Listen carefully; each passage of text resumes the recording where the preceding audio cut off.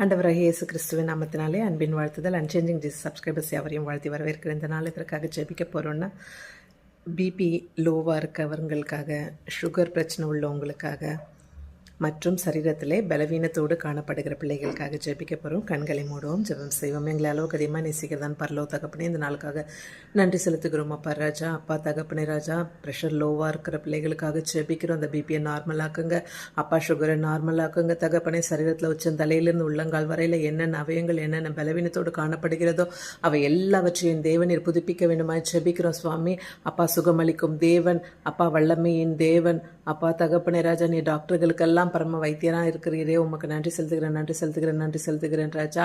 என் நாமத்தினால எதை கேட்டாலும் செய்வேன்னு சொன்ன தகப்பன், இப்பொழுது ஜெபிக்கிறதான இந்த வேலையில சுவாமி, பலவீனத்தோடு காணப்படுகிற ஒவ்வொருவருக்கும் பலத்தை தருவீராக. பலவீனன் தன்னை பலவான் என்று சொல்லுவானாக என்ற வசனத்தின்படி சுவாமி, அப்பா தகப்பனே, ஜெபிக்கிற இந்த வேலையிலே நீர் சுகம் தர வேண்டுமாய் ஜெபிக்கிறோம். ஒவ்வொருவரையும் சுகப்படுத்துங்க, குணப்படுத்துங்க சுவாமி.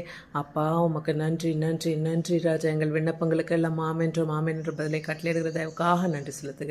துதிகான மகிமையாகவும் ஒருவருக்கு ஏறெடுக்கிறேன். இயேசு கிறிஸ்துவின் ஒழித்தெழுந்த வல்லமையுள்ள நம் நல்ல கெஞ்சி கேட்கிறேன். ஜெபம் கேளும் ஜீவனுள்ள தகப்பனே. ஆமேன்.